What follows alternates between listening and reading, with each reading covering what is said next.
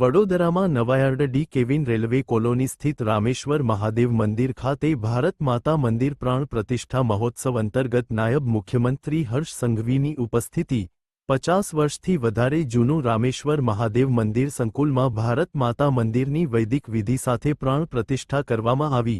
પહેલી સવારે ભવ્ય કલશયાત્રા ભગવા યાત્રાનું આયોજન કરવામાં આવ્યું હતું।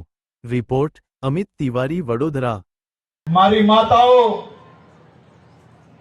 આ ટીકામાંથી બહાર આવીને આજના પાવન દિવસે તમારે સૌએ સંકલ્પ લેવાનો છે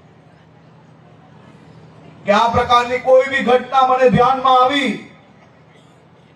તો એ પરિવારની ટીકાની બદલે એ પરિવારની સહયોગી બનીને સાચા મનથી આપણા રાજ્યની ભોલી ભાલી દીકરી ફસાયેલી હોય તેને બહાર લાવવામાં અમે સૌ લોકો રાણી લક્ષ્મીબાઈના અવતારથી કામ કરીશું। હું વડોદરાના સૌ નગરજનોને